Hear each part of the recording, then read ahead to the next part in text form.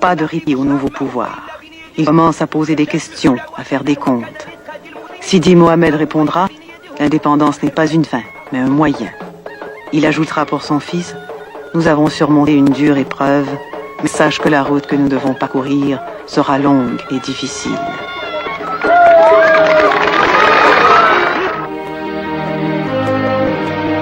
Le 3 mars 1956 sera dorénavant reconnu comme la date de l'indépendance du Maroc. Dans le royaume reconquis, le sultan Sidi Mohamed Ben Youssef sera consacré et connu comme le roi Mohamed V. Il aura comme première responsabilité de doter ce pays d'une constitution, d'une armée et d'un gouvernement.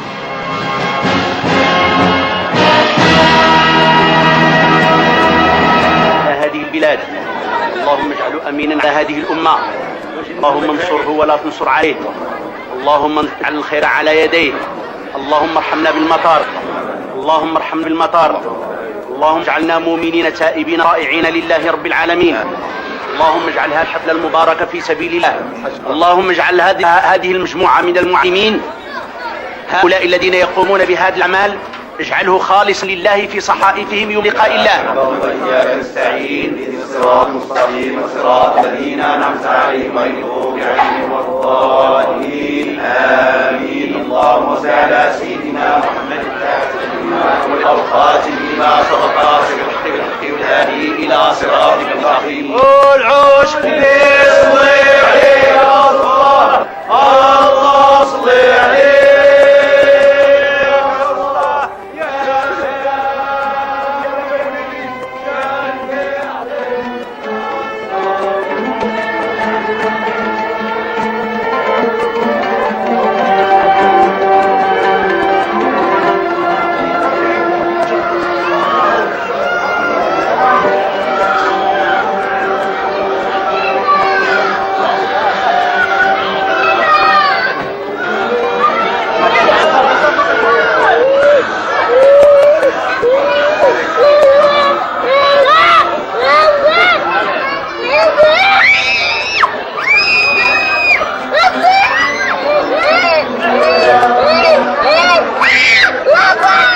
Pour retrouver sa liberté, le peuple marocain a dû sacrifier des milliers de ses enfants. Aujourd'hui, 1500 garçons seront circoncis selon les préceptes de l'islam, pour symboliser par le sacrifice l'alliance de Dieu avec Abraham. De sacrifice en sacrifice, le Maroc a accédé au XXe siècle. Entre la colonisation et la tradition, la monarchie et la démocratie, le passé et le présent, ce peuple saura-t-il trouver l'équilibre qui lui permettra de conserver ses origines et être une nation moderne.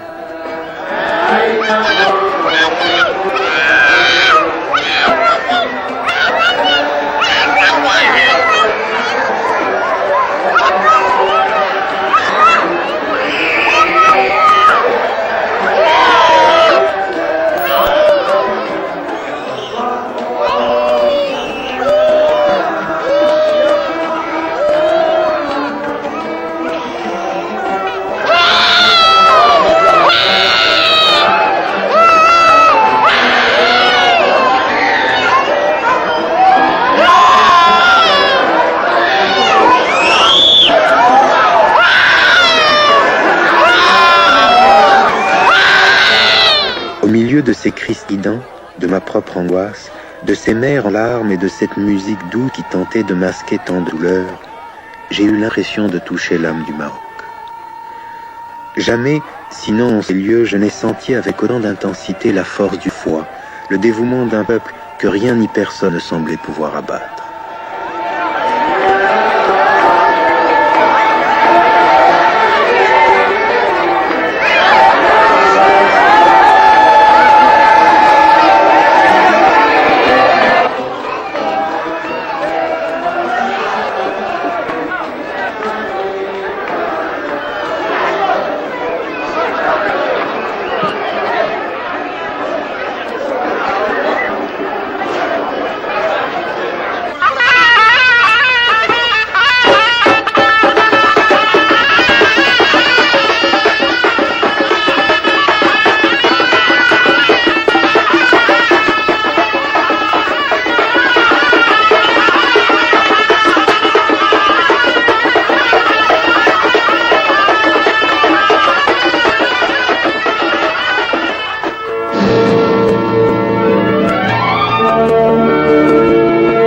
promettant l'avènement d'une monarchie constitutionnelle, Mohamed V formera son premier cabinet de coalition, accordera à tous les citoyens marocains le libre exercice des droits et libertés publiques et s'affirmera très vite un grand leader parmi les nouveaux pays indépendants du tiers-monde. À 28 ans, après avoir été nommé chef des forces armées royales, Moulay Hassan sera désigné prince héritier, successeur légitime au trône alaouite.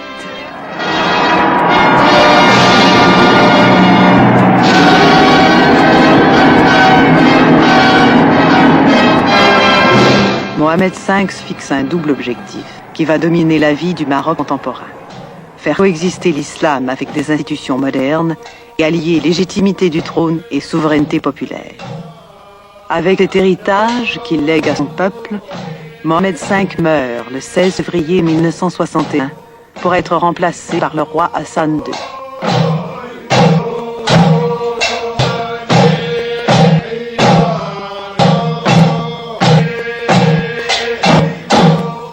Au Maroc, tout, de la geste nationale aux petites misères de la vie quotidienne, se dit et se fait en musique. Les Marocains sont un peuple de chanteurs et danseurs. Nous avons rencontré un peuple aux réserves de bonheur inépuisables. Le malheur peut l'atteindre, mais rarement l'abattre.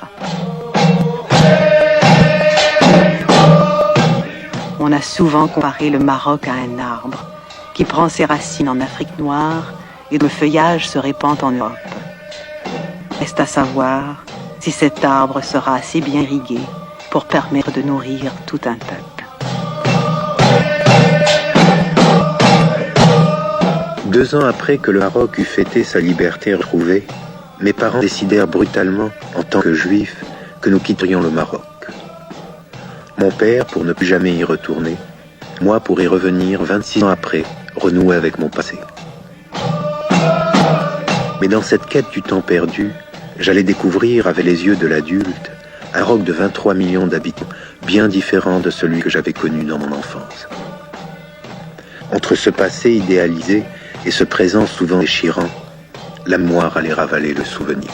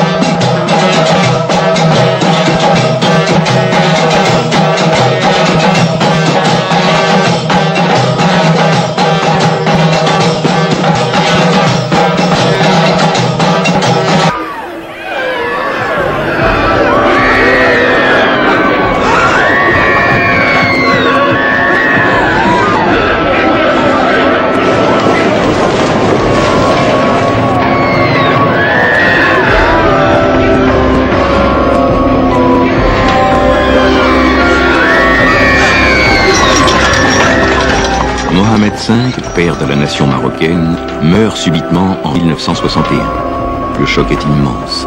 En effet, il jouissait d'une dévotion populaire peu commune. Il incarnait les espoirs d'un peuple uni dans sa lutte pour la colonisation. Durant 5 ans, il jeta les fondements d'un État moderne. Mais beaucoup restait à faire. Assurer le développement d'un pays qui avait subi la colonisation française, forger un système politique qui concilie la tradition marocaine et une ouverture sur le monde.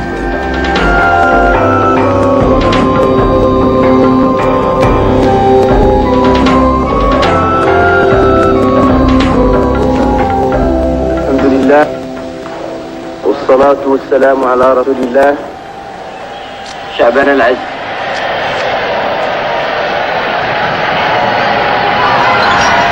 Il appartenait à Hassan II, 35e héritier de la dynastie, d'assumer l'héritage et de relever de nouveaux défis. On ne peut comparer l'incomparable, dans ce sens que mon père, que Dieu ait son âme, n'a régné sur le Maroc indépendant que 5 ans. 56-61. Le serviteur de Dieu et des Marocains qui est devant vous, va vers sa 25e année.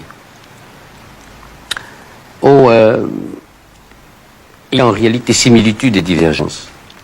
Similitude parce que Il aurait voulu restituer le Sahara. L'aurait-il fait par la marche verte ou pas? C'est une affaire. Il aurait voulu certainement une constitution pour son pays, puisque je n'ai fait que répondre aux promesses qu'il avait exprimées. Aurait-il fait la même constitution ou pas? Je n'en sais rien. Pascal disait le style c'est l'homme. Et le plus dangereux dans cette affaire, surtout lorsqu'il y a une adoration du fils pour son père, c'est de vouloir absolument singer son père. Je n'ai jamais voulu singer mon père, ni faire exactement ce qu'il aurait voulu de la façon qu'il aurait employée. Je recherchais à réaliser ses buts, à poursuivre son œuvre, mais à travers mon style, mes propres.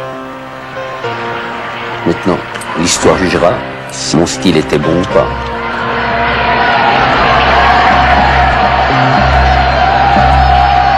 En décembre 1962, Hassan II soumet une constitution au référendum populaire et assure ainsi son pays d'un système démocratique et parlementaire tout en réservant des pouvoirs décisifs aux souverains.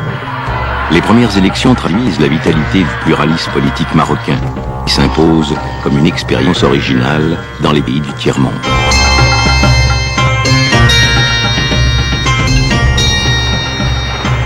Je pense que la constitution marocaine a certains aspects plus positifs que la constitution française, à mon avis.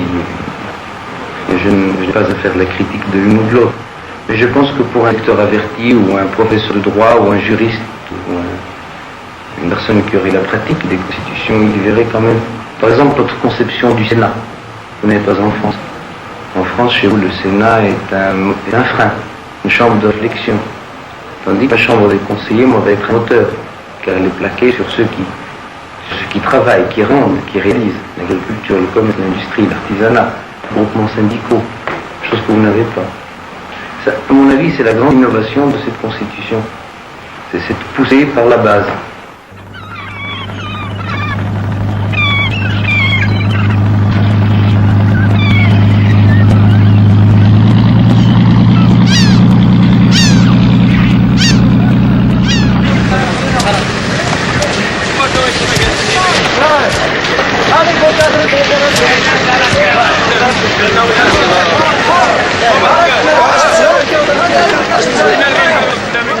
La lutte pour l'indépendance s'est conjuguée avec une mobilisation ouvrière et la formation de l'Union marocaine du travail.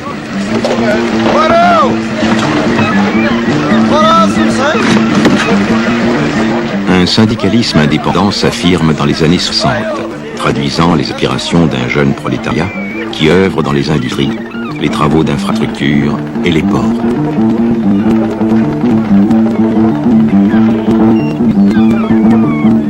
La majeure partie de la population demeure cependant enracinée au sol, tentant au fil des jours et des saisons d'assurer le pain quotidien.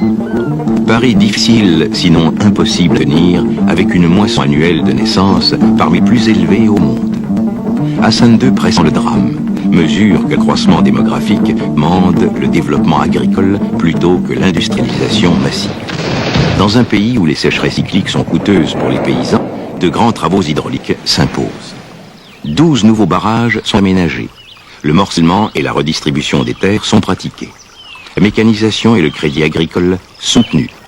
Néanmoins, l'aristocratie foncière veille au grain. 3% de la population. Elle contrôle 30% des terres cultivables. Le défi demeure en dépit des acquis. L'exode rural se poursuit et prend de plus en plus une allure irrésistible.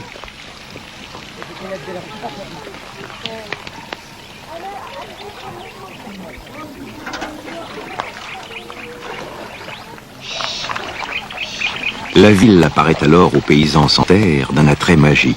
Le fellah espère trouver un gagne-pain et un monde meilleur pour ses enfants.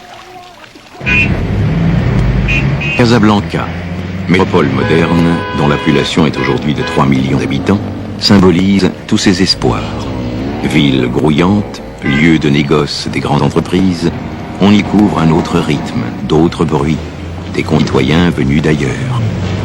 Casablanca, ville déversoir, double la population tous les 10 ans. L'explosion urbaine rend malaisé l'effort étatique d'aménagement et beaucoup de sans-abri n'ont d'autre horizon que celui des bidonvilles qui ceinturent la ville.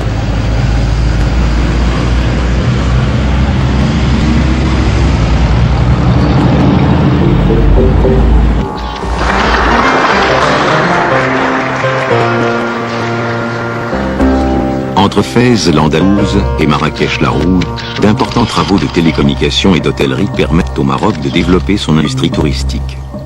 Les splendeurs de ce royaume ancien et moderne ne cessent d'intriguer les visiteurs. Mais pour les Marocains, l'emploi, c'est aussi et surtout dans les petits ateliers artisanaux et dans l'industrie légère qu'ils le trouvent.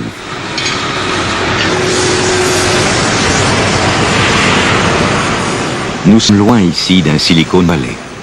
Des milliers de Marocains ont fait l'expérience du travail mécanique et technique dans les mines de phosphate, dans les petites entreprises du textile ou de l'agroalimentaire. L'État a un rôle moteur comme premier employeur et investisseur du pays, mais il ne peut tout faire. En attendant, des mutations profondes de sociétés marocaines sont perceptibles. Au seuil du désert, comme dans les villes, les Marocains ont échangé l'âne pour la mobilette. Objet de statut social, la mobilette deviendra-t-elle ici ce que la bicyclette est aux Chinois?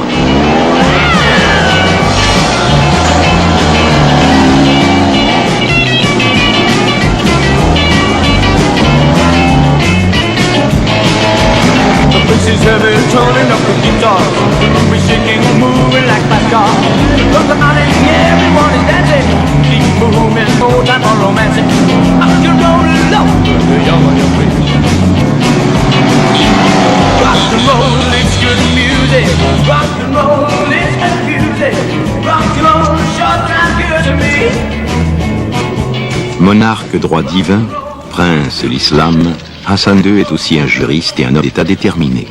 Sa politique extérieure est à la fois active et constante dans ses principes. Premièrement, consolider le Grand Maghreb arabe au nord de l'Afrique. Deuxièmement, renforcer la coopération franco-marocaine. Sire, en accueillant officiellement à Paris votre Majesté, je tiens à vous dire quel prix nous attachons à votre visite. Ici, vous êtes, sire, par excellence, le bienvenu. Vive le Maroc!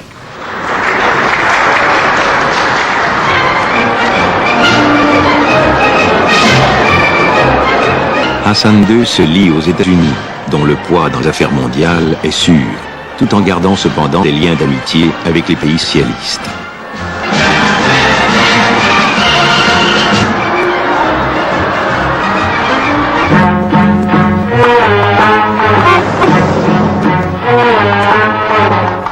Modéré, le roi joue un rôle de médiateur au sein du monde arabe, dont le Maroc est partie intégrante.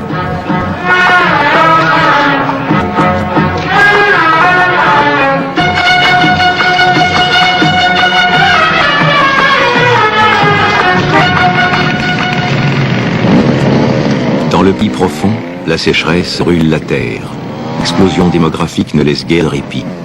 Pour une population dont près de 40% sont berbères, migrer en ville, c'est aussi faire l'apprentissage de la solitude, de la course effrénée pour trouver un emploi, souvent mal rémunéré. Le cas échéant, l'oisiveté forcée, la promiscuité des bidonvilles éveillent les frustrations, parfois la violence sociale, comme ce fut le cas en 1965 à Casablanca. Les archives. Oui. Voilà, donc sur le service des archives.